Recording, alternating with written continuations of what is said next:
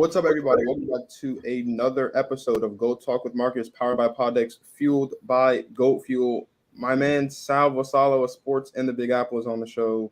So you know what that means? That means it is pay-per-view day in WWE. Money in the Bank is, I believe, pre-show starts in 4 hours. Actual show starts in 5 hours, live from Las Vegas, the 13th annual Money in the Bank pay-per-view. There's so much to talk about. What's up, Sal? Welcome back to the show. Yeah, Marcus, thanks for having me. Yeah, it's definitely weird that pay-per-views are on Saturdays now sometimes. Because I always remember as a kid, Sunday night, that's what I was watching. Yeah. It's definitely strange. It's definitely gonna be a great card. Money in the Bank being one of my favorite pay-per-views of the year, just because there's so much creative direction you could go in. So much. And there's a few guys, especially in the men's match, that I think could potentially see winning the men's Money in the Bank. Yeah. And Money in the Bank is all about if you're gonna have a certain guy win, it's got to be done right, both the win and then the cash in, or Yes. if they lose, it has to be for a good reason. Yeah. So it depends. We'll see what WWE has cooked up, but I do like the card, like we just talked about before the show. It is going to be a fantastic card. I think this has the potential to be the best Money in the Bank pay-per-view from top to bottom since Dean Ambrose won and cashed in Money in the Bank at the Money in the Bank pay-per-view. I believe that was in 2016. There's so much to talk about, but before we talk about Money in the Bank, we have to talk about the most important thing there is to talk about, and that is 20 years of John Cena passed this past Monday. John Cena debuted June 27th, 2002 on an episode of SmackDown, cut a promo with Kurt Angle, gave us those two infamous words, ruthless aggression, and the rest is history. Was he a 16-time world champion? I believe it's 13 WWE championships, 3 world titles. He's a 5-time U.S. champ, 3-time tag team champ. He's won the Royal Rumble twice. He's main evented 5 WrestleManias. He's won the Money in the Bank ladder match. There's not much John Cena hasn't done in his career. So I have to ask, right, because there's 2 things that John Cena hasn't done, and that is win the Intercontinental Championship and then win his 17th world title. If you, as a fan, if you were to pick, would you rather see John Cena become a 17-time world champion, or would you rather see John Cena finally win the IC championship, if either of those things were possible at this point in his career? Yeah, I mean, I'd rather see that 17th championship. I mean, like, I don't know, like, you could have Randy Orton try to break it, but the injuries and, everything that's going on with him, like, he said he wants to wrestle for another 10 years, but I don't know with his body, given the injuries, how much it's going to hold up. I also think Cena is really, not that he's carried the load, because there was a lot of star power in WWE while he was in his prime, but it really goes to show you how great he really was, both on the mic and, in the ring. That without much star power, he was the clear-cut face. I mean, you had guys like Edge, Randy Orton, Jeff Hardy, all superstars, but John Cena was the one. There's no 1A to John Cena. So I think they already hinted at it kind of last year when Cena fought Roman Reigns. Like, if they're going to bring it up in a promo, the 17-time world champion, I don't think there's any way you can't do it now. Yeah. You just have to pick the right spot. I mean, him doing it against Roman Reigns to break Roman Reigns' unbelievable, like, streak title reign, it wouldn't have been as good because I want that to go to a guy that's going to be here long term. Yeah. With John Cena, wait till the titles separate again, win the one that Roman Reigns maybe doesn't have, and that's how they kind of got to do it. But it's got to be the right guy and the right story. I mean, listen, the popular storyline, I agree with you, 17-time world champion, we need it. The popular storyline has been at some point between now and WrestleMania 40, which is not this upcoming WrestleMania, but WrestleMania in 2024. The world championship will be vacated. At least one of them will be. We have some type of tournament thing where Cena and Orton do battle at WrestleMania for the vacated WWE or Universal Championship. At that point, ideally, right, Orton will also have accumulated his 15th and 16th world championship reigns. Again, to your point, because of his injury, don't exactly know if that's plausible, but the 2 guys at the top at 16, not named Ric Flair, would do battle for the right to be called the 17-time World Heavyweight Champion at WrestleMania. I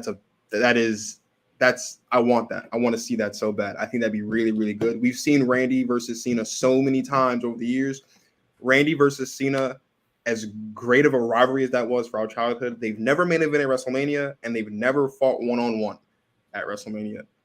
That would be the best way to do that. Have their main event at WrestleMania and it be one-on-one. That would be superb, I think. I would love to see that. I'd sign up to see that 100%. Yeah, it's one of those things that's shocking to hear out loud. And you think about it and you're like, damn, that's true. Yeah. And it would really show, like, because you have the rise of AEW now, but it would really show, like, how great WWE has been for years and years and years. You have two guys that are legitimate 16-time world champions. Yeah. If Randy Orton could get there. Yeah. And it wouldn't necessarily be about putting AEW down, but it would show you another milestone, I think, for WWE. 100%. Oh, absolutely. Speaking of Cena, right, the one thing that everybody's talking about, and WrestleMania, oddly enough, is with Cena's return is the possibility that Cena versus Austin Theory occurs at SummerSlam for the United States Championship. Now, I did read a report earlier today before we went on the show that apparently that is being delayed, and that is apparently now the plan for WrestleMania 39 in Hollywood. So we are getting that match, but it looks like it's going to be at WrestleMania, which means Cena may or may not be on the SummerSlam card. If he is, and I think he will be. I know that obviously him coming back on the 27th was big, the 20 years of Cena, but I don't think he comes back just for that. I do think we see him at SummerSlam this year. Who's his opponent going to be, do you think, if it's not going to be Theory? It's a little tough now because, that was the seed that was planted. It's a good question. I think whoever he's going to face, I think he's actually got to – I don't know, because I can't see him losing 2 SummerSlams in a row. I would hope not. It's got to be somebody that could take the loss. I mean, does he challenge, like – Do we get Seth versus Cena again? There's a couple possibilities. We could see Seth versus Cena because we saw Seth kind of getting Cena's face on Raw they had a little backstage promo. I think the most interesting one is Finn Balor. If you remember back to last year's SummerSlam, Finn Balor, after in his contract signing for Roman Reigns, because that was the original moment, was Roman Reigns and Finn Balor, and Cena kind of came out there and stole the spot and signed his name in Sharpie. Finn Balor in a backstage segment after that said that he has unfinished business with Cena. Now Finn Balor is apparently the new leader of Judgment Day. And while I do feel like maybe we're getting Edge versus Finn Balor at SummerSlam, because Edge has been written off TV, I think he'll come back between now and SummerSlam. That's also a possibility, is Cena versus Finn, but then Finn would have to win. And to your point, I don't know. John Cena is fantastic, and he's being advertised as the GOAT. They've said it like 16 times over the last couple weeks now. I don't know if John Cena, as great as he is, I don't know if you give John Cena 2 back-to-back losses at SummerSlam. I feel like this year, if he's on the card, he has to win. So it's right. Like, who does he face at SummerSlam? Then to your point becomes the question. But is it possible that they do Finn Balor and John Cena, and John Cena wins, but then gets mauled by the rest of Judgment Day, like with the point where they just lay him out? It's possible. It's possible. I mean, we could get. I would love. You know what? I'd love to see that. I'd love to see that, and then see Edge come out and save John Cena, and then we get Edge and Cena versus Finn and Damian Priest at. Well, the next pay-per-view would be Clash of the Castle, which is in September. There's no August pay-per-view, but like, why not? I don't know. That'd be really cool, though, to kind of see Edge and Cena team up. Maybe they do that. Maybe we do get Edge and Cena versus Finn and Damian Priest. But then again, there's a chance you could lose that. I don't know. I just don't want to see Cena lose 2 SummerSlam matches in a row. I know, like, last year he kind of had to because it was on Roman Reigns. Like, he doesn't have to lose this year. It'd be a feel-good moment to have Cena come back and win a match at SummerSlam. But like it still be it has to be a good match. That's why I think Seth. Although I also think that, you know what, I think it should be Seth Rollins. Because I think, and we'll talk about this a little bit later, I think we're going to get a replica of the hype. from WrestleMania 31. Remember, Seth had that match against Randy Orton. He lost. And then the end of the night, he came out, cashed some money in the bank, won the championship. We should get that again. He should face Cena. Cena should win, and then Seth come out in the night and cash in for the championships in the Roman Brock night. I think that would be splendid booking. I'd really like that. And also, because it's Seth Rollins and he's Mr. Money in the Bank, like you did earlier in the night with WrestleMania 31, you can mask a loss with him cashing in for the championships that same night. I think that would be. You should get Seth versus Cena. I think that'd be really good. If we did get that match, I think Seth has to win that match only because he's been losing so much lately. He has lost a lot. He has lost. The ultimate thing, though, it's like I've been losing so much, but I don't know. It's weird, but you're right, though. Seth has been losing a lot. Well, I know that today is Money in the Bank, right? But we do have, in a couple weeks from now, at the end of the month, we do have SummerSlam. There are 2 matches that we know are going to be on the card for SummerSlam. We'll start with the interesting one, which is Pat McAfee versus Baron Corbin at SummerSlam. Pat McAfee's getting back in the ring after he beat Austin Theory at WrestleMania 38 this past WrestleMania. Do you like this, man? I think this one could be really interesting because Pat McAfee's such a badass. I had 2 theories about this match, and because about the outcome of this match, and it really depended on where it was taking place. Obviously, SummerSlam is one of the big 4 main events. So I think for that, you give the fans a feel-good story of McAfee winning. Where if it was at like a lower tier pay-per-view, like an Extreme Rules or something like that, I think you could very easily see Baron Corbin getting a win here. Because I feel like any opportunity they could have to get Baron Corbin a win, they should do it just to keep him just keep him from having losing and losing. Yeah. But I do like the match. Pat McAfee impressed me. Obviously during his time in NXT, but also the match with Austin Theory I thought it was great. I thought it was a lot better than I thought it was going to be. Yeah. So with this, especially with a great worker like Corbin, I really expect this to be a surprise match, not like a match of the night candidate, but I expect it to be a very high quality match for something that's supposed to just be, I think, McAfee's going to win. It's going to be feel good for people. I mean, Corbin did win the good old-fashioned Battle Royal last night on SmackDown. So, and I've always thought that Corbin should have been a world champion by now. He was Mr. Money in the Bank, and he has failed. He failed with his cash-in thanks to one John Cena a couple years ago when Jinder Mahal was champion. But they're going to sprinkle in some wins for Corbin. He is coming off a loss in the feud against Madcap Moss. So I guess sprinkling some wins in there every now and then on these next couple episodes of SmackDown until SummerSlam, where I agree with, I think Pat McAfee will win, and then he'll, get some more sporadic wins in there from time to time. Let's talk about the big match. Last man standing. Roman Reigns versus Brock Lesnar, part 1000 for the undisputed WWE Universal Championship. Here we are again. Roman Reigns, after successfully defending his championship against Matt Riddle a couple weeks ago, a couple weeks ago on SmackDown, out comes Brock Lesnar in Minneapolis. And here we are now getting yet another Brock versus Roman match for the championship. How do you feel about we've done this long enough where you guys know how I feel about Brock versus Roman. How do you feel about Brock versus Roman part 1000? You're gonna be able to have there's gonna be a whole video package, the chronicles of the rivalry of Roman Reigns versus Brock Lesnar. There's gonna be books. It's like 7 years. It's been unbelievable. I mean, you talk about Cena only main eventing 5 WrestleManias. How many main events have these guys done? 4? These at this point, they main evented WrestleMania 31. They main evented WrestleMania 34 together. They main evented WrestleMania 38 together. This will be their. So yeah, they've main evented 3 WrestleManias together. And if we're talking about just big 4 pay-per-views, whether it's individually or in a multi-man match, they've also main evented a SummerSlam together in Brooklyn with Braun Strowman and Samoa Joe. This would be their 6th big 4 pay-per-view main event. Yeah. And it's you can clearly tell who Vince's boys are. Oh yeah. I mean, Listen, in a 20-year career, I expect John Cena to main event at least 5 WrestleManias. Of course. But this is like it's back to back to back years. Yeah. It's always coming. Listen, we're talking about a scenario. If we're talking about Roman Reigns has main evented, with an exception of WrestleMania 35.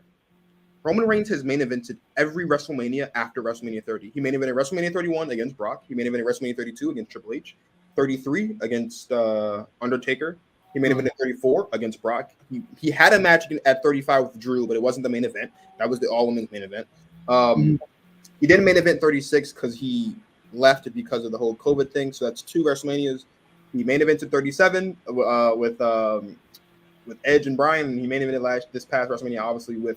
So in the 8 WrestleManias post WrestleMania 30, every time except for once in WrestleMania 35 that Roman Reigns has been on the card, he's been in the main event. That's insane. That's insane. Yeah. I mean, this is why I've been so against one guy holding both champions. And we're seeing it right now. The whole point of Roman Reigns having both titles is so that you can get these Raw guys involved. Roman Reigns, since WrestleMania 38, has been on one episode of Raw, and that was the Monday after WrestleMania. He hasn't been on Raw since. He's barely been on SmackDown. He is my tribal chief, and I acknowledge him every day I wake up in the morning. But this is a prime example of why you don't put both world titles on one guy. Because, number one, the other show without the world titles suffers. And then number 2, that puts more pressure on your mid-card champions, your women's champions, your tag team champions to carry the load. And while I think the Usos have done incredible, and we'll talk about the Usos in the show when we get to their match. While the Usos have done incredible, Ronda Rousey's been a lackluster women's champion on SmackDown. Bianca Belair hasn't defended her championship, if I'm not mistaken, since she's won it at WrestleMania. We do have a new IC champion in Gunther, and that's been pretty good. He's been going on the title for that. And then Austin Theory's been the US champion. And this, I think, is also his first title defense since in the new WWE. We're talking about guys like Bobby Lashley could be challenging on the reign for championship. Bobby Lashley has yet to sniff a world championship match since he lost the championship at Royal Rumble and then was taken out of the match at Elimination Chamber due to legitimate injury. I feel like is unacceptable. I feel like that's unacceptable. I feel like he should have had his match already for the championship. I feel like, but I mean, I don't know. Like you said, these are Vince's boys. Who do you have winning this? I mean, I guess it's too early, but it's also not. Do you have Roman winning this match again? Against Brock, yeah, I think he has to. I mean, it's gonna be unfortunate for Brock, but like they're kind of in a corner here. Like, do you have Brock Lesnar and like it doesn't make much sense to have Brock Lesnar and Roman Reigns as what I think could be interesting, and I want to get your opinion on this because I feel like this is on brand for the tribal chief Roman Reigns.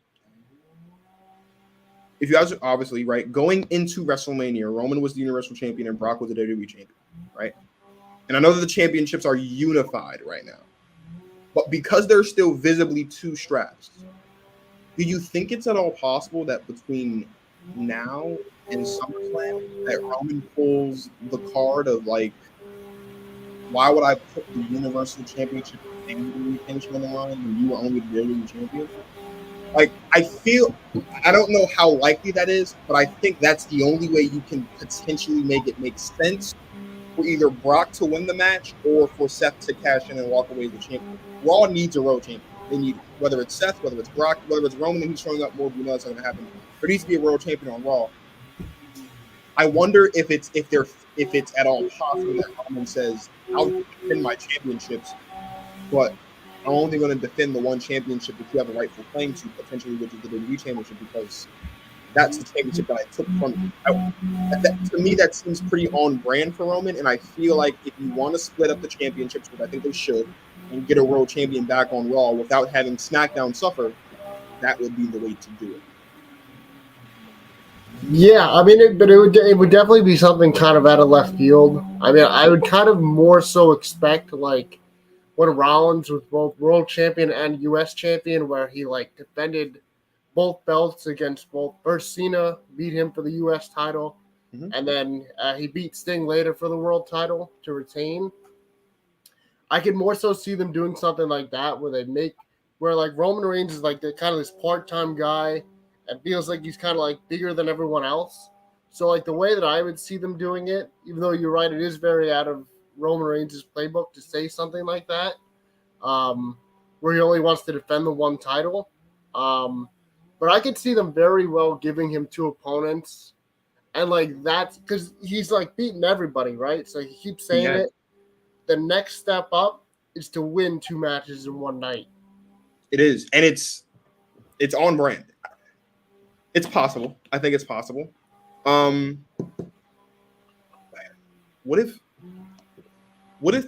I know we're getting ahead of ourselves because we're going to talk about this a little later, but I'm still fantasizing about this whole Heist of the Century Part 2 thing. Do you think that there's a chance that the Money in the Bank gets sacrificed this year? And that person cashes in that match and Roman still wins? Do you think that's possible? I feel like the way that you would take the championship off of Roman and make it believable at this point would be with the Money in the Bank cash-in, because it's the Money in the Bank. It's out of nowhere.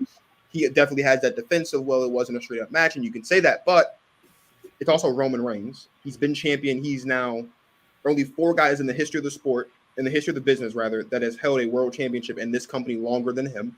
Hogan, San Martino, Bob Backlund, and Buddy Rogers, I believe, is the 4th. I always forget who that 4th person is. I think it's Buddy Rogers, though. Like, he's on an all-time great championship reign right now. Historic championship reign.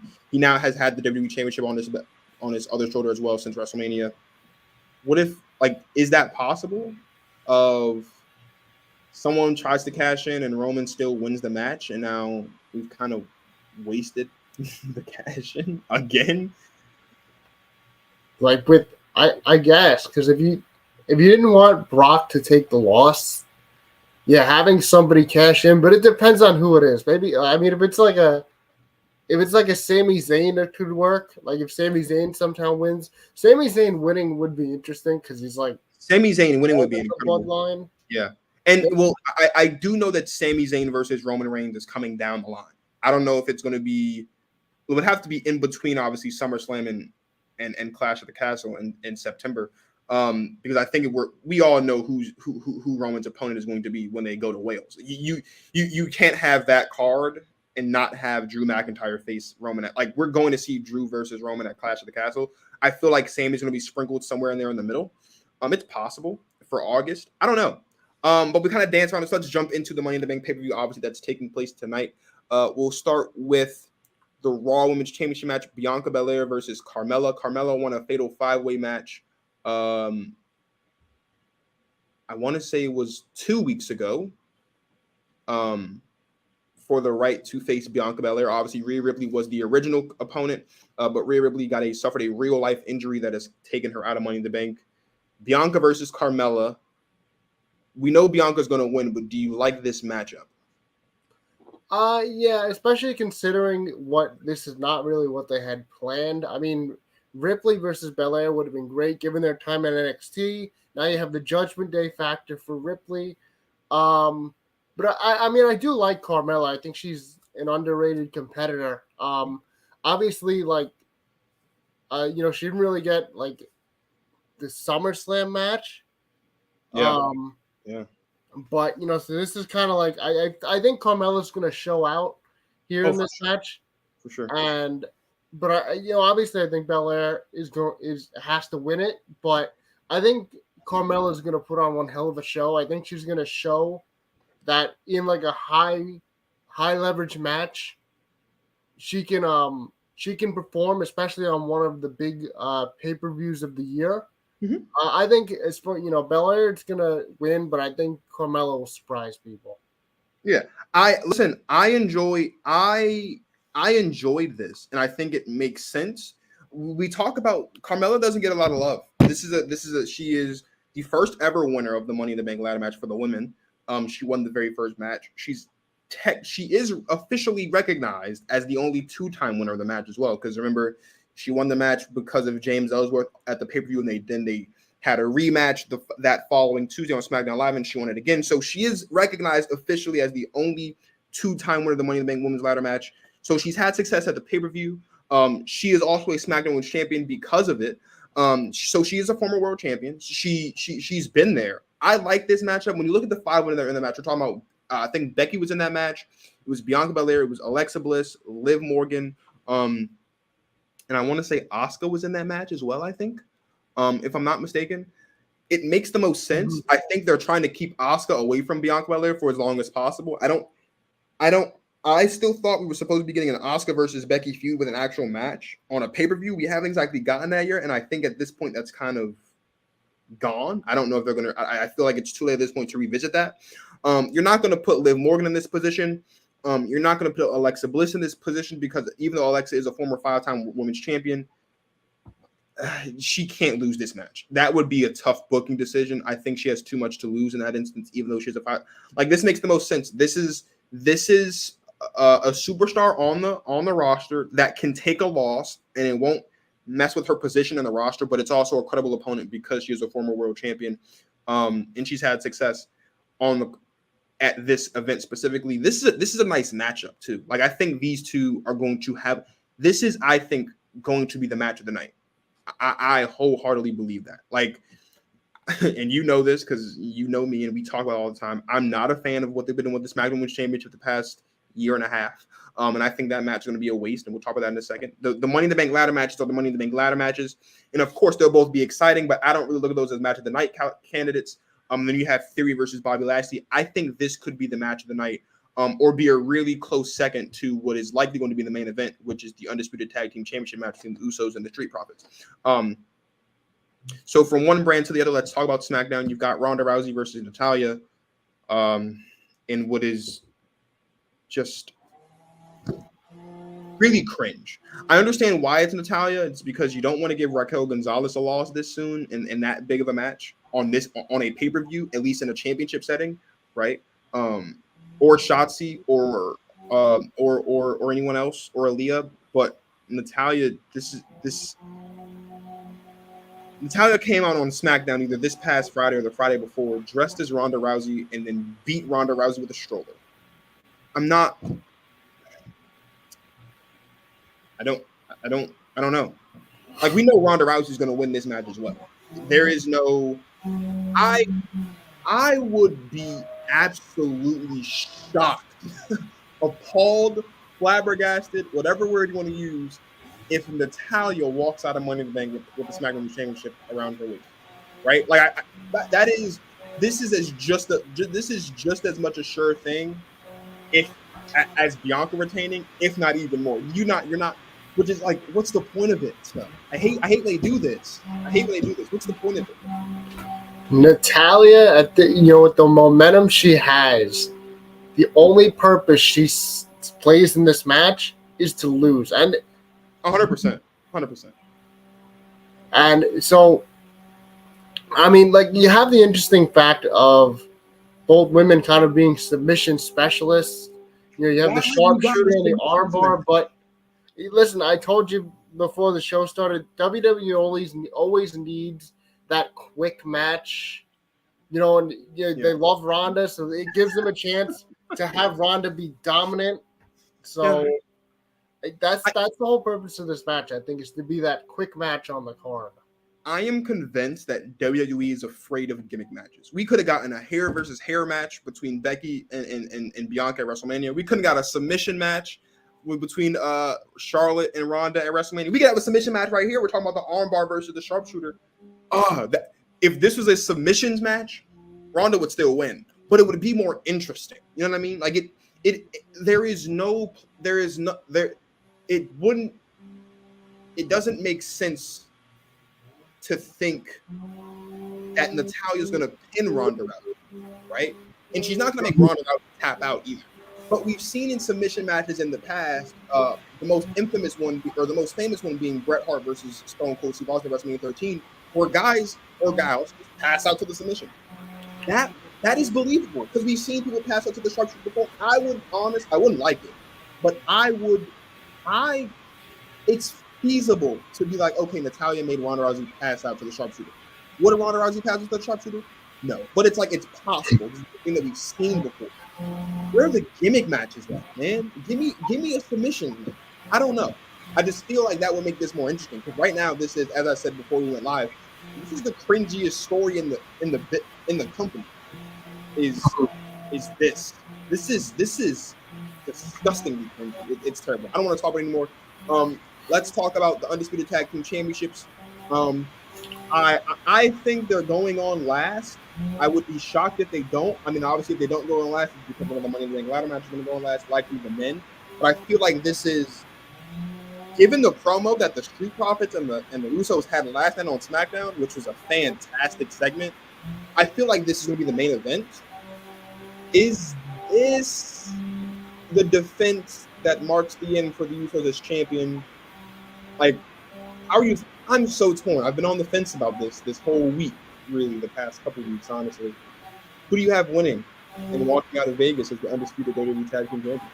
It's funny. I always think about who's going to take the title off of Roman, and it's like, who's going to take the titles off of the Usos, especially if it's not the Street Profits.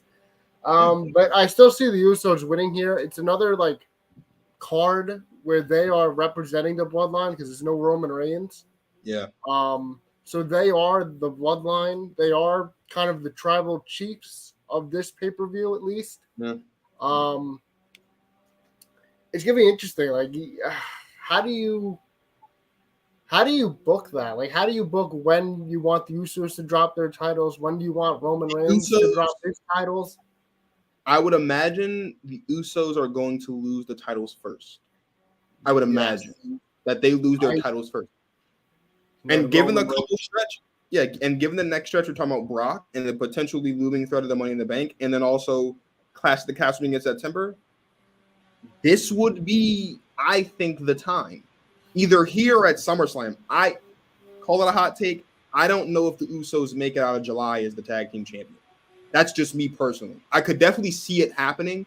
I don't know if they get past the Street Profits here and then get past whoever at SummerSlam, if they're on the card at SummerSlam as champions. Now, if they're only on the card here, then they'll win. But if they're on the card both times, I don't know if they'll. I don't know if they can.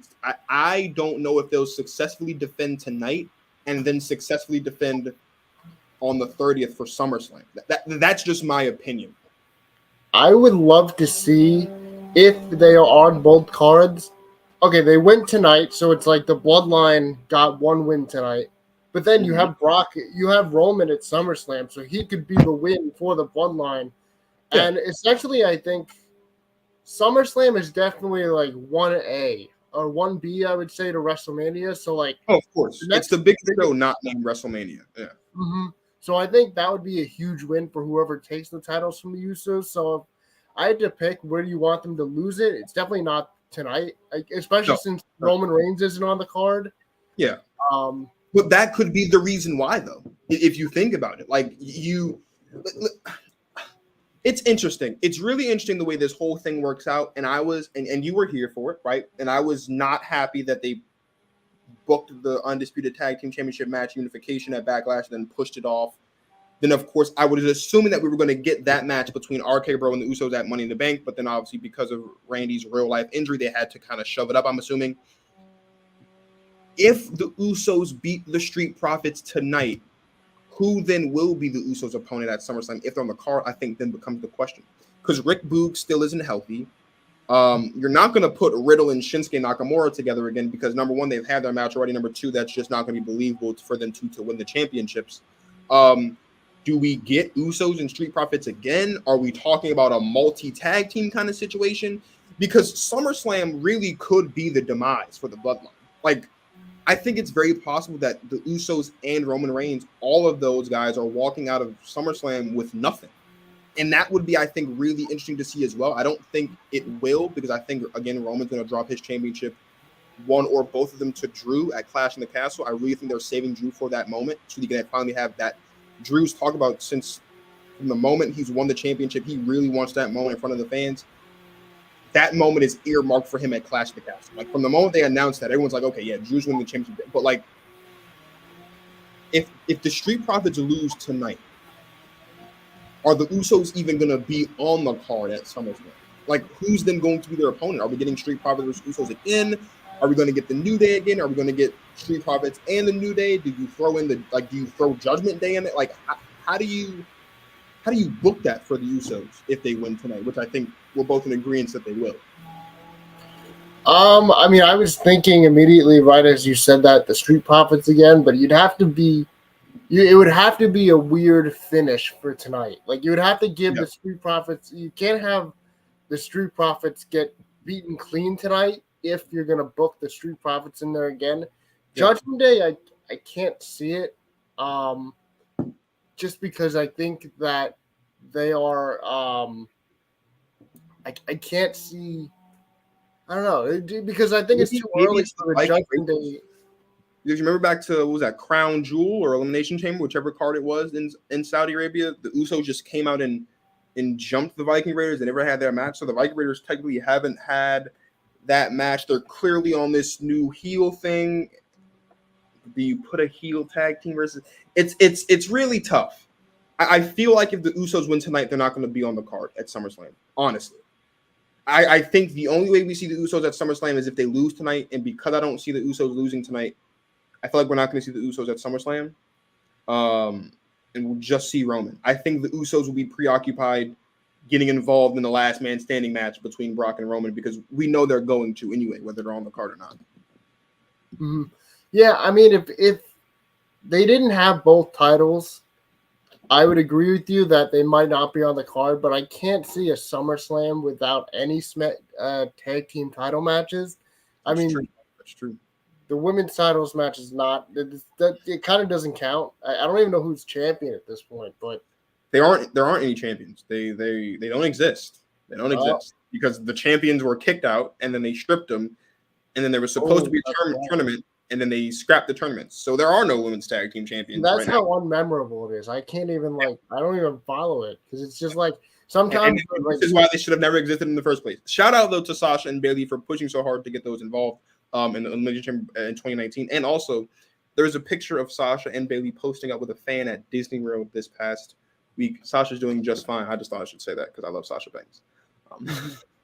Yeah, I keep hearing she's released. They're trying to work something out with her. It's a weird situation. Apparently she was released, but both her and Naomi, like if you go on WWE.com, and I can look at it again right now. Last I heard and last I read, if you were to go on WWE.com and look at the active roster, they're on there. They're both Sasha and Naomi. Last I heard, are on like if you look, and I'll look at it right now. If you look up the rosters, they're there. Let's look up the. That's a superstar. I'm already up to date. WWE.com. This is a quick little tangent, people. I'm sorry, we kind of do this sometimes. Let's see. These are the champions. Yeah, we know that. Yeah. These are the champions. If you look, it says women's tag team champions. Vacant. That's funny. They've got the NXT champions. Okay. So we're looking for Sasha Banks and we're looking for Naomi to see if they're still on here. And apparently they should be. Naomi should pop up first. Yeah. So Naomi's right here. She's listed as I don't know if you guys can see that. She's listed right there as an active competitor on WWE.com. Sasha Banks is also listed as an active competitor on the roster. So apparently they're not released. I guess they're trying to work it out. But yeah, that's what's going on. I never could have. I don't know. I didn't see them releasing necessarily Naomi. Just because it kind of seemed like more of a Sasha Banks thing, and then Naomi just kind of went along with it. Yeah. But, yeah. I mean, Sasha Banks is the more outspoken, and there's nothing wrong with being outspoken because it's Sasha Banks, and that's kind of that's who Sasha Banks is. So we talked about both women's championship matches. We've talked about the tag team titles. Let's now talk about the namesake of the pay-per-view, both Money in the Bank ladder matches. We will start with the men because I feel like the men is just a little bit more straightforward, and we could probably get. So we've got Omos, we have Riddle, Sheamus, Drew, Omos, Riddle, Sheamus, Drew McIntyre, Seth Rollins, Madcap Moss earned his spot last night, and the seventh competitor, I can't think of them all. I can't. Riddle? Off my head. Did I say Riddle already? I don't know if I said Riddle already. Here, Seth Rollins, Sami Zayn is the seventh competitor. Sami Zayn. So we've got guys that have been in the match before. Obviously, Seth has won the match. So has Sheamus. Drew's been in a couple matches before. Sami, this will be his second. This is Riddle's second. Madcap Moss and Omos are in there first. Who do you think walks out of Vegas, Mr. Money in the Bank? I thought of two names, Riddle or Rollins. And I mean, McIntyre doesn't really make much sense to put it on him because he's got his championship match coming up in a few months. Yep. Sheamus or Madcap Moss, obviously, I think they're just kind of there. Sami Zayn would be, I mean, like we talked about, it would be interesting, but I can't see it. So I think Riddle or, Reigns, because, obviously when Rollins and Reigns fought, it was technically Rollins beat him, but it was really a no contest. And then Riddle, I mean, he just had his title shot, but I think Rollins kind of makes the most sense. But I mean, I could see Riddle too, just because the whole doing it for Randy Orton thing, you could, in that way, you could kind of have Riddle go around his loss. It's also interesting because who is he cashing it on? Is he definitely cashing it on Reigns, or does Reigns drop that title, or at least one of them? And, Riddle could cash it on the other guy.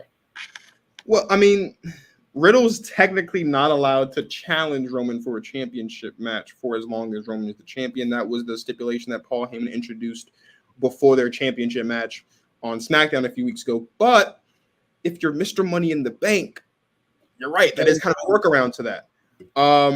Like you said, Drew's going to get his match. You're not going to put it on Omos. He's just not ready. Sami Zayn would make for an interesting Money in the Bank briefcase holder because of his character. I don't think they're ready to put Sami Zayn in that situation yet, though. Sheamus has been there before, and I think his time for that has passed. I could see Sheamus, if he were to win it, I could see Sheamus cashing in on Drew at Clash of the Castle and ruining that moment for Drew because Sheamus is from Ireland and kind of ruining that big moment for Drew. You're not going to put it on Madcap Moss because he's not ready yet at all. So we're talking about really legitimately Seth or Riddle. And while I do think that Riddle would be interesting because of the ongoing kind of feud he's got with the Bloodline, I feel like Seth Rollins is the safest choice, and I think it's the best choice because he's a former world champion. To your point, he never really got his rematch against Roman after Roman got himself disqualified at Royal Rumble last year. But most importantly, there is a Cody Rhodes aspect to all of this. And a lot of people, when you saw, and I was one of those people that was kind of confused as to why they would have Seth attack Cody after on the Monday after Hell in a Cell, which was Cody's last appearance in WWE, because we all knew that Cody had the injured pec and he was gone. But if you remember back to Cody's satellite interview from when he was at rehab on Raw a couple weeks ago, he was talking about how interesting it would be if Seth were to win Money in the Bank, cash in, and upon Cody's return, he were to win the Royal Rumble, and then we get that match at WrestleMania. That is, if we're talking about Cody winning the championship, and I think we can all agree that Cody is going to win the championship at WrestleMania. I would be shocked if he does not. That would be the best way to do it. Seth win, he cashes in, whether it's on Roman and Brock in a Heist of the Century 2, whether it's on Drew at Clash of the Castle, whenever that may be. Cody comes in, returns, wins the Royal Rumble. We get that match, and I feel like because that's the quickest, the most sensical road to get Rhodey in the championship picture. Well, having Rhodey win the Royal Rumble either way would be the best way to do it. But as far as story is concerned, I feel like that would be the kind of the coolest thing to do. I feel like Seth is the safest choice, but as you mentioned, Riddle could be the interesting one because while technically Riddle can't have a championship match just like officially, quote unquote, if he's Mr. Money in the Bank, then that kind of trumps that. But I'm rocking with Seth Rollins because I'm just really hoping for this Heist of the Century Part 2 fantasy. Yeah, talking about since Brock returned a couple weeks ago. Yeah, the only thing with Rollins is I don't want Roman Reigns to drop a title because of Money in the Bank, because I think Rollins is the one final guy that can legitimately beat Roman Reigns. That's true. I don't know. I wouldn't want like if Rollins were to win, right, which I think he should. Does Cody Rhodes come out? I think Cody Rhodes could come out and screw him out of, like, because we always talk about the bloodline. It's possible. Like, Usos helping out Roman Reigns. What if Cody Rhodes indirectly helped out Roman Reigns? That is interesting, and I saw this graphic earlier this week, or maybe it was late last week. If you think all the way back to the brand split, so 2016, and I'll try my best to list all the Money in the Bank winners. Actually, if you go all the way back to John Cena, when John Cena was Mr. Money in the Bank, which I think was before Alberto Del Rio. No, that was after Alberto Del Rio won Money in the Bank. That was the year after.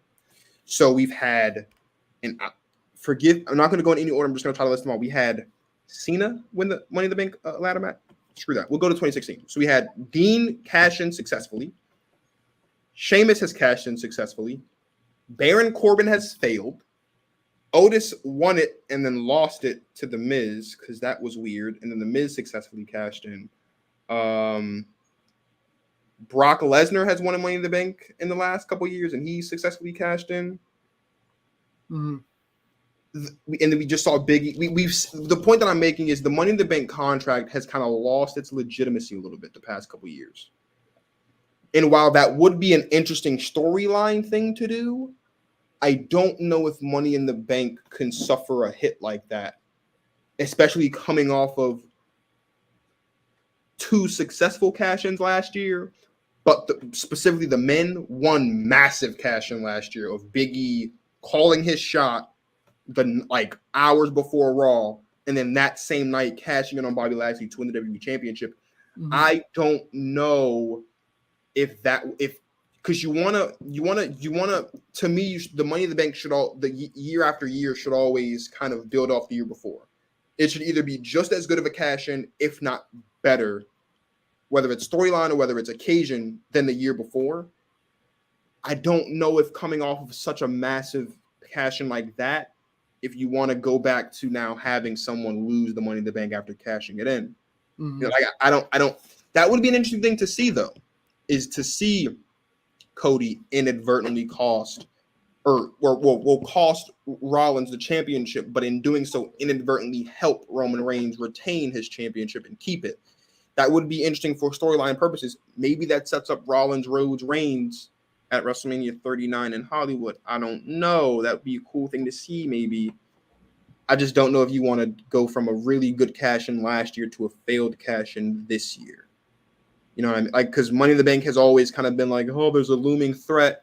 It's lost its luster a little bit, if we're being honest, since the brand split, because we haven't always seen successful cash-ins. That's my only hesitation. It used to be a lot more rare that people would lose.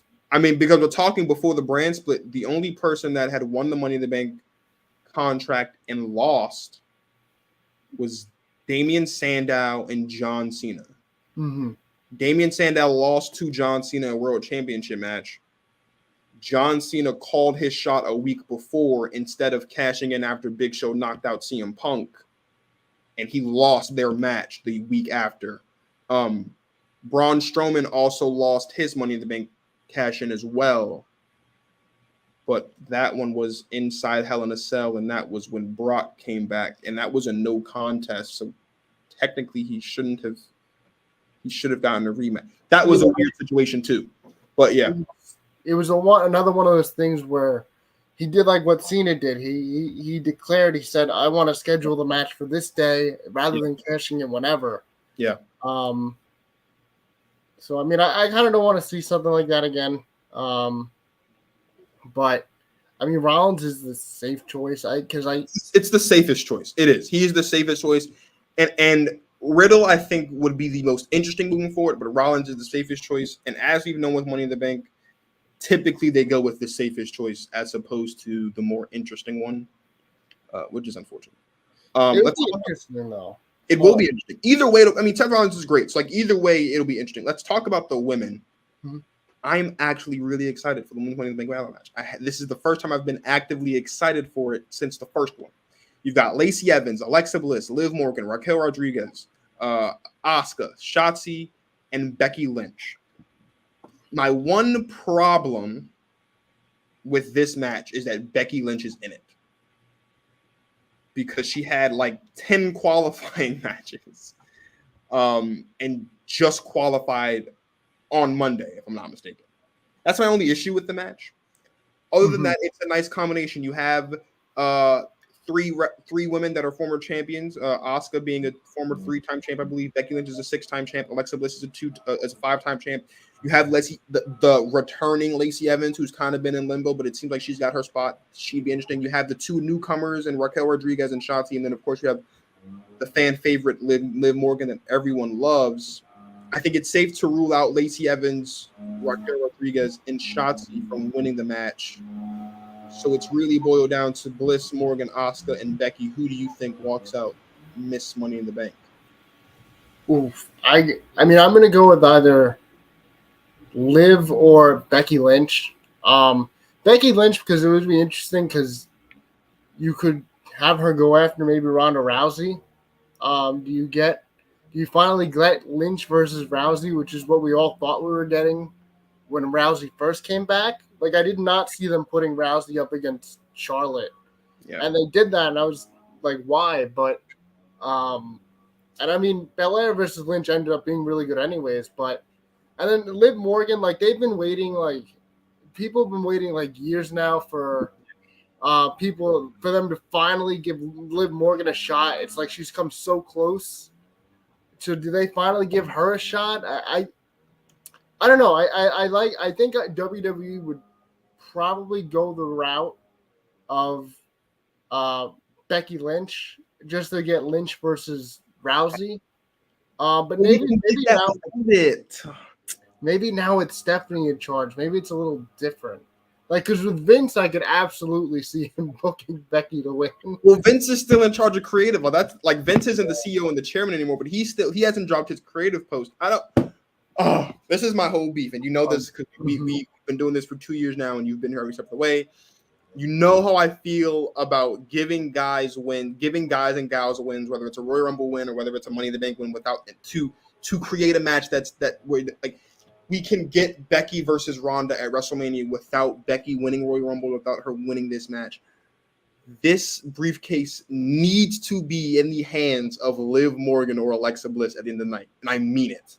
At the end of tonight, either Liv Morgan or Alexa Bliss needs to walk out as Miss Money in the Bank, and here is why. As surprising as it was last year to see Nikki ASH win the championship and then cash in 2 nights later on Monday Night Raw, that was crazy. As surprising as that was a very lackluster win. The cash-in was cool, but it was a lackluster championship reign, and it resulted in a whole bunch of money. The Money in the Bank contract, to me, is supposed to always go to that one superstar that's kind of world championship material or is world championship material, but just can't seem to get into the world championship picture. Becky Lynch, since returning on every pay-per-view since SummerSlam last year when she returned, has been in a championship match, either defending or challenging. She has been in the championship picture since she has returned at SummerSlam. Get her out of the championship picture. It's not needed. She is at a point in her career where she doesn't need a championship to be relevant, or she doesn't need to be around a championship to be relevant. This is, again, what I've been saying for the last 2 years now, that if you want to keep women relevant with the championship, if you really think that's important, then bring in some mid-card titles. Give me a women's IC belt. Give me a women's US belt. That way, if you really want someone to have a championship to be relevant, which isn't necessary, put it on one of those superstars. I really, really, really, really, really don't want to see Becky Lynch as Miss Money in the Bank when it's all said and done tonight, because I just feel like that's not I feel that that's not necessary. I don't feel like you have to do that in order for it to work. I want either Alexa Bliss or Liv Morgan to walk out as Miss Money in the Bank. I think that makes the most sense. I think that's what's best. It's good for Liv Morgan because she'll finally get that shot. And I've been saying from the moment that Alexa Bliss had this whole Fiend thing, and now she's not that anymore, that it's long overdue for Alexa Bliss to be women's champion. So Liv Morgan or Alexa Bliss, please. I have a couple of things that about okay, so Liv Morgan, it's like, do they really believe in her as a legitimate champion? And then as for Alexa Bliss, do they believe that she's going to be healthy enough to carry a world title reign? So that's my only thing with that. I mean, Liv Morgan, I've been waiting years for her to get her moment. So if she doesn't win tonight, the question becomes, do they actually believe in her?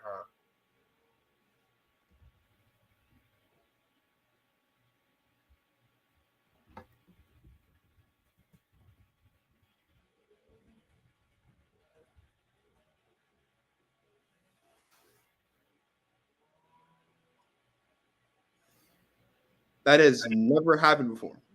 I was like, I don't know. Computers never crashed while we're live, but I mean, there's a first time for everything, I guess. I didn't know whether that was you or me, but I was like, I don't know. I just disconnect? No, I did. My computer just decided to crash mid-show. Apologies, ladies and gentlemen, for that.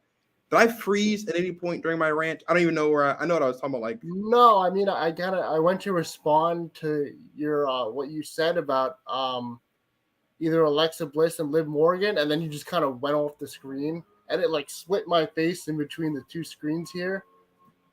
But basically, what I said was that there's WWE, two things about Liv and Alexa Bliss is, do they believe in Alexa Bliss's health enough? Because she's been injured a lot. Yeah. Do they believe in her enough to essentially give her a world title run? Because if she wins, she's not failing to cash in. Same thing with Liv Morgan. Alexa, well, I mean, that's a good point about Alexa Bliss, and I haven't thought about that. Alexa Bliss has been dealing with injury bug a lot since around WrestleMania 35. But I mean, we're talking about Sasha Banks, who's had the injury bug and just straight up just wanted to take breaks. That's had a couple championship reigns over the past couple. Well, I mean, that's Sasha Banks, but still, Asuka's had the injury bug and she's been champion a couple times as well. Charlotte's had the injury bug and just wanting to take breaks. They don't hesitate on putting a championship around Charlotte's waist. That's a fair point. I feel like though there was a point in time when we were looking at Alexa Bliss, and I know she was never a part of it, right? She was never a part of the Four Horsewomen. Of course, that was Becky, Sasha, Charlotte, and Bayley, obviously. But there was a point in time when Alexa Bliss was on that same tier with those four ladies in WWE, right? Because of all the championships she had won and all the good matches she was putting on and all the fantastic championship reigns that she was having. I don't think Alexa Bliss has ever had a bad championship reign. It is a good point about the injury bug, but I feel like, though, at some point, you have to get rid of that. You know what I mean? We keep seeing, there was a stretch of time when Randy was always hurt, kind of in and out of the roster, but he was still getting those championship reigns. You know what I mean? Same thing for Triple H back in the day. We've seen Daniel Bryan, perfect example. Daniel Bryan dealt with injury a lot, and he got a couple of championship rings. At some point, and again, I'm not saying that Alexa Bliss is on those guys' level, because at those times, those guys were the faces of the company and the guys, obviously. And Alexa Bliss has never really been given the push to be that. But this is the thing. You've got two options.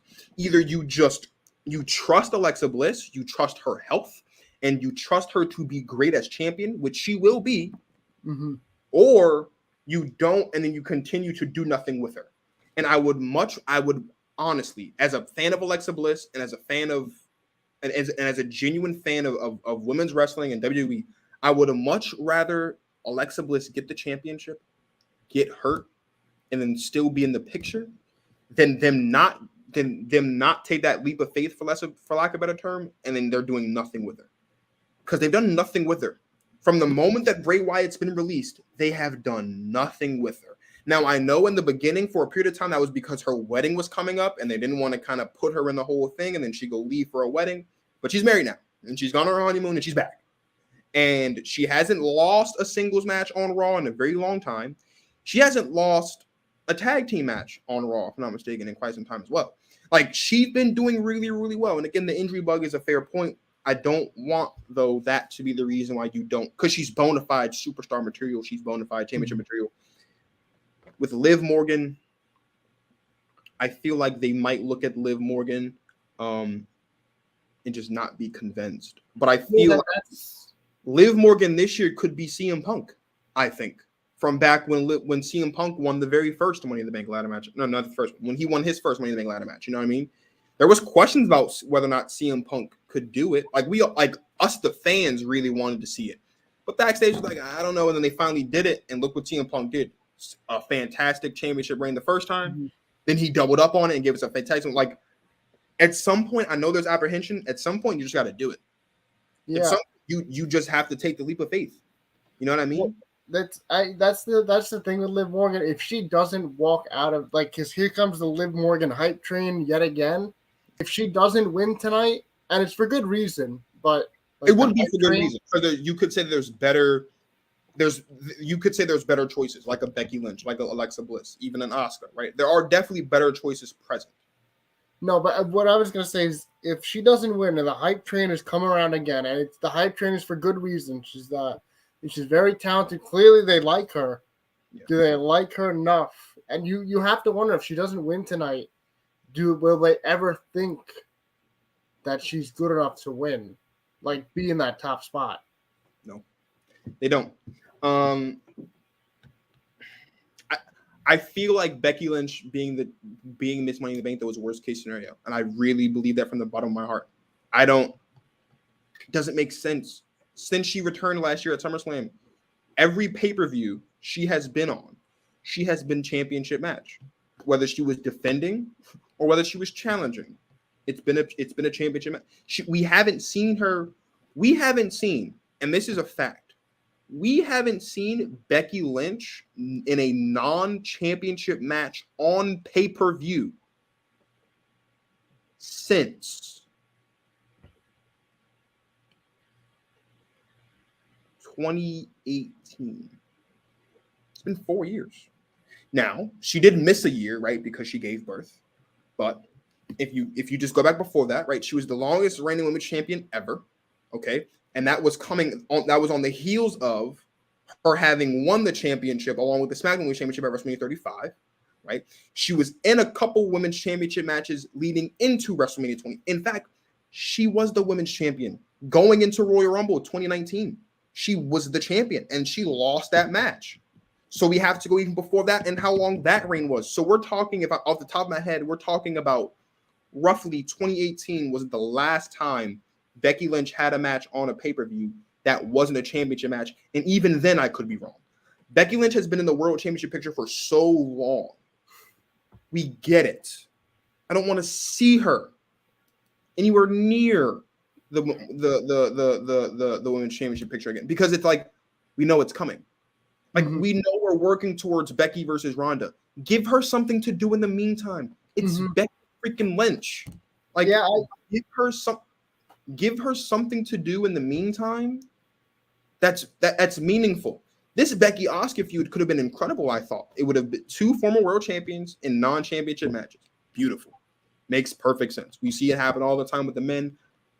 For the life of me, don't understand why they don't do it with women. I think you can make meaningful matches for the women that aren't championship matches, and that is again why I say that they're just like you can tell, like you said earlier about Brock and Roman, you can tell who Vince's guys and gals are and who aren't, because they're just going to keep on going. And it's not a bad thing. This is no shot at Becky Lynch or anything. Of course, Becky Lynch is fantastic. She is incredible, right? But she doesn't need a championship to be relevant. She doesn't need to be in the championship picture to be relevant. Is my point. The money, like I said, the Money in the Bank ladder match to me has always been for guys and gals that are right there on the championship cusp. That if you put it on them, it makes sense, or they've been in the championship picture before, and it's been a minute since they've had it. Becky Lynch was just a Raw Women's Champion in April. Even if she were to cash in on Ronda Rousey, which would be badass, even if she were to cash in on Ronda Rousey, she was just the Raw Women's Champion in April. Yeah, my only, I don't know. So the question for you now is, with your two picks, do they use Money in the Bank to catapult somebody to their first world championship, or do they use it on somebody to catapult her, in Alexa Bliss, back into the championship picture for the first time in a long time? Because I feel like the character, like the Fiend thing, is kind of gone. She would do the whole therapy thing, but it's not, because until I see like the real Alexa Bliss, the goddess, yeah, I feel like this Alexa Bliss is, I don't know what the character is supposed to be. I think I've always looked at Money in the Bank, and I've always made my picks based on the state of the world championships on either brand since the brand split, right? You look at Raw's set, because it's going to be Bianca until Rhea Ripley comes back, and then Rhea Ripley's going to have the championship again. You don't need, so in my opinion, whoever wins this match, I'll be honest with you, this is how I feel. Whoever wins the Raw Women's, whoever wins the Women's Money in the Bank ladder match is going to cash in on Ronda. I really don't see a scenario where that's not the case. You know what I mean? Like I would be shocked if they're not saving Rhea Ripley to be the person to take the championship off of Bianca Belair. With that line of thinking, whether it's Alexa Bliss, a former world champion that now needs to get pushed back into the picture, or whether it's Liv Morgan, someone that needs to get pushed back, who is looking to be catapulted into that upper echelon, either way it works, because your champion's Ronda Rousey. Ronda Rousey is a former, she is the current SmackDown Women's Champion. She's a former Raw Women's Champion. She has never, in her career in WWE, she's been pinned one time by Becky Lynch. Okay? Mm-hmm. And it just makes sense, because whether she's good on the mic or not, and she's not. She's terrible on the mic. And it's like she gets worse on a week-to-week basis. And that's just the facts. Like, I feel like that's new, and that's refreshing, and it would make sense, and it'd be cool. So there's that. You're right. Charlotte did pin Ronda. I'm so sorry. Charlotte pinned Ronda at WrestleMania. Look at me being stupid. So she's been pinned twice in her career. But aside from those two, like, she's still overall been a rather dominant champion in her time. With the men, it's really just Roman Reigns. Mm-hmm. And it just becomes, again, how do you want Roman Reigns to do the championship? And I feel like because Drew McIntyre is going to win one of these championships at Clash in the Castle, that's what's leading me to think that they're going to figure out a way to make it so that only one of those championships are up for grab at the end of the month at SummerSlam, and then we're going to get a cash in there. Because right now, no matter who wins, whether it's an established guy like Seth or a guy that can get catapulted up like Riddle, there's no one really right now. There's no other way to credibly make it make sense for Roman to lose the title cleanly. It has to be by a hook or by a crook type of thing, and that's what the Money in the Bank ladder match and the contract is for. Like, you know, so like that's my line of thinking. So with the women, I don't really think it matters, because in my mind, it's going to be cashed in on Ronda no matter what happens. Even if it is Becky, it's going to be cashed in on Ronda. Whereas for Roman Reigns, it doesn't matter which type of superstar wins, whether it's the established guy like Seth or the guy that's climbing up the ranks like Riddle, because literally the only way right now it makes sense for you to win the championship from Roman, if your name's not Drew McIntyre, is to have that contract. Mm-hmm. That's really what the state of the contract is at this point.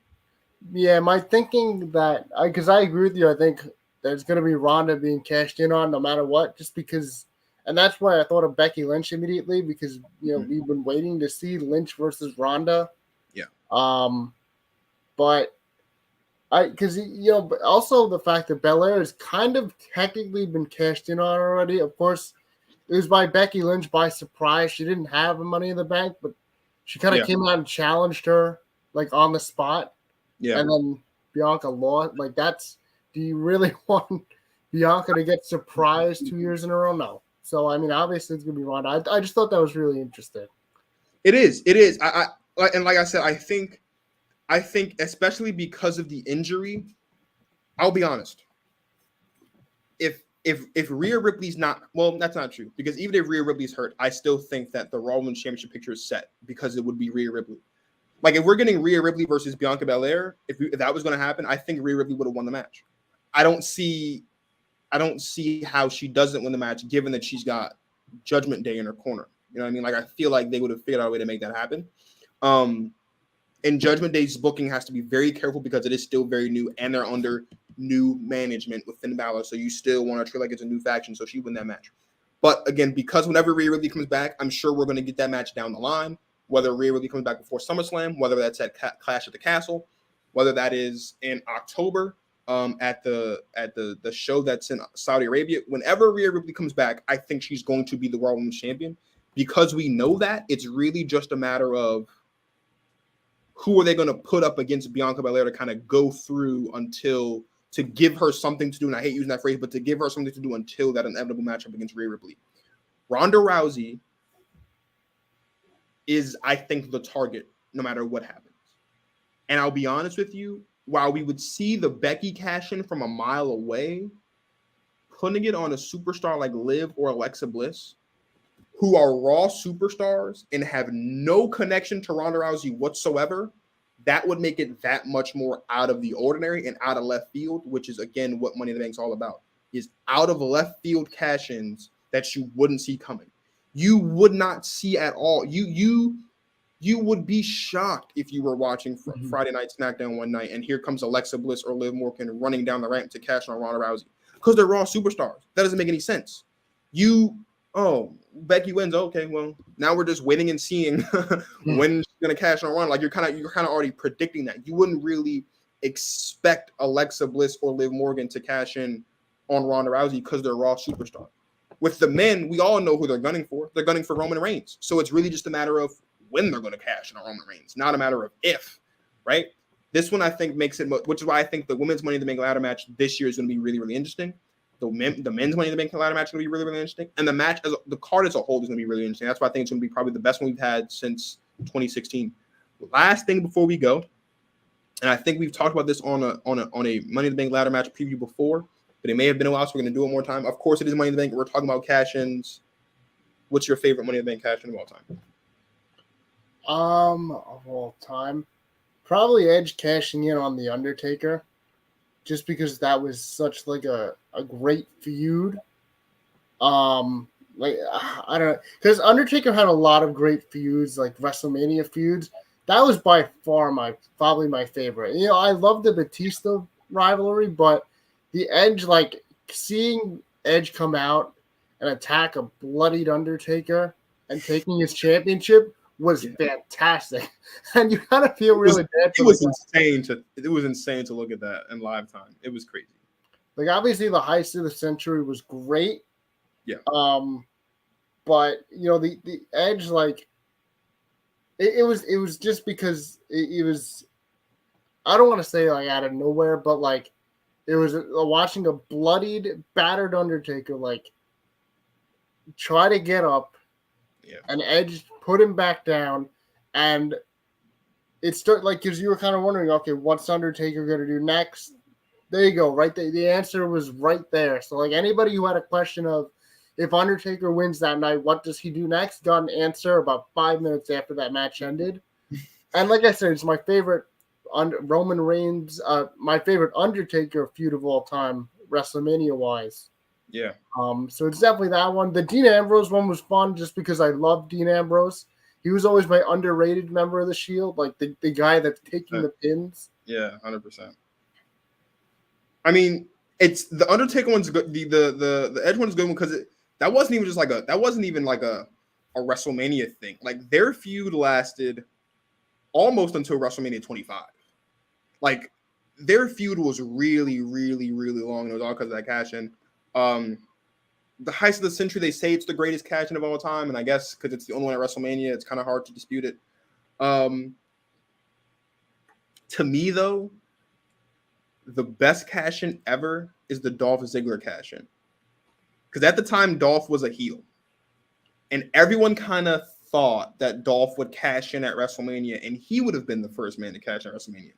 But then the night after WrestleMania, at the Oz Center, this is the night after WrestleMania 29, Alberto Del Rio injures his leg in a match against Jack Swagger, and then here comes Dolph Ziggler, flanked by AJ Lee and Big E, and he cashes in the contract. And that was so massive because that was one of those things like, okay, we all knew that Dolph was on the verge, but he was a heel. But everybody loved seeing Dolph Ziggler cash in the contract that night on Del Rio. And the call for that was incredible. Like, you hear Alberto Del Rio's music is playing because he just won the match against Swagger, and he's in the corner talking to the doctors. And then Ziggler's music hits, and then all you hear JBL say is, "We're gonna have a new world champion." And even the match itself was kind of cool because there was a split second where you thought, "Is Dolph gonna lose?" Mm-hmm. Because Alberto Del Rio locks him into the cross armbreaker, but then Dolph that was a fantastic cash in. I will say my second favorite cash in, because I say that one all the time. My second favorite cash in, though, I'll be honest with you, is the Edge cash in, the first one. Not so much because of the cash in, but because of the story behind it. Because obviously Chris Jericho came up with the idea of the Money in the Bank contract match, and Edge wins the very first one. And Edge has told the story a couple times in interviews where Vince and the guys in the back were trying to figure out like how you cash in the contract, how they go about it. And Ed said, "Oh, well, because it's anytime, anywhere, it should be a heel thing anytime, anywhere." At the time, Edge is a heel. And you can literally see Vince. So as the story goes, Vince was the only one that was sold on having Edge cash in on John Cena that night at New Year's Resolution the first time. And when Edge's music hits and he's holding Lita's hand and then he has Vince on his other side, he hands the briefcase to Vince, and Vince, you can see Vince now with the words, "Prove me right." As far as let everyone know that this is the best way to do it. And it was so good because he was the rated R superstar. The following night, we got the live sex celebration. That was kind of cool. And then that kicked off what was a really long, really great rivalry with John Cena. I loved that cash in. The cash in against Undertaker, though, was my third favorite one because, like you said, we're talking about Undertaker. And a bloodied up Undertaker gets speared and cut in half by Edge, and he wins the championship. That was incredible. I love Money in the Bank. I say it all the time. My favorite show of the year is the Royal Rumble. Money in the Bank is my second favorite because of the contract. I really, really, really love the contract. Sal, it's always a pleasure to have you on the show, as always. And despite the crazy technical difficulty that occurred mid-show, which has never happened before, it's a really good show, and I appreciate all you guys for watching and listening, and all you guys that will watch and will listen even after this show is up and after Money in the Bank tonight. Please, Sal, let everybody know where they can find you and what's up next for you. So you can find me at Sports in the Big Apple. Social media wise, I'm on Instagram, the show itself, Spotify, iHeartRadio, Google Podcasts. I got a lot of baseball coming up. With the All-Star break now in a few weeks, the NL East for the Mets, their division lead is down to about, I think it's 4 games now. And the Yankees just keep on. They won another game big today. I think it was like 11-4 against Cleveland. They just keep on rolling. I mean, they make all these strong teams in the AL East look bad when they play. Like, they make them look like legit bad teams, and they're not. So, a lot of crazy stuff. I'll talk about the All-Star voting because there's a couple of ones in there that I'm not so sure about. So, it should be interesting. That should be coming out in about a week, I hope, maybe a few days. So, that's I'm very excited. I'm also excited for Money in the Bank tonight. So thank you so much for having me on. It's always a pleasure, of course, man. And Sal's going to be right back here in 28 days' time to talk about SummerSlam. And I think that's going to be an incredible show as well. As always, thank you guys for watching and listening. You guys can find me at GTP Marcus on everything, Twitter, TikTok, Instagram, Go Talk Pod on Twitch. Sometimes I stream WWE 2K22, not like anything serious, but just kind of off the late night, just kind of playing around sometimes. And of course, right here on YouTube, Spotify, Apple Podcasts, and iHeartRadio. So thank you guys for watching. Thank you guys for listening. If you haven't seen any of the NFL offseason series episodes quite yet, please check them out. We're up to the Vikings at this point. We're going to take a break on the holiday. There will be no show on Monday because of July 4th, but next week on the 6th and the 8th, we do have the Browns and the Ravens coming out with my guy Peyton Doyle for both of those shows. And I'm currently working on a WNBA episode because the All-Star game for the WNBA is next Sunday on the 10th. And then we'll keep running through the NBA, and we'll keep running through, the NFL offseason. And, of course, we'll do a live show next Friday night with a couple of guests to recap everything that happens within the NBA free agency. And also a preview of NBA free agency will be out tomorrow at 12 p.m. Eastern with my guy Martin Stories of the Basketball Podcast or Basketball Society Podcast. So much stuff going on. I say that to say, if you're not subscribed, make sure you subscribe. About 67% of you guys that watch the show are not subscribed. So if you're watching the show and you like what you see, please subscribe and check out other episodes and follow me on Instagram and Twitter and TikTok and all that stuff so you don't miss any of my thoughts and my comments and any more episodes. So for my guy, Sal Vassallo of Sports in the Big Apple, this is Marcus of Go Talk Market signing off. Thank you guys for watching. Money in the Bank starts in about an hour. The pre-show starts in 2.5 hours.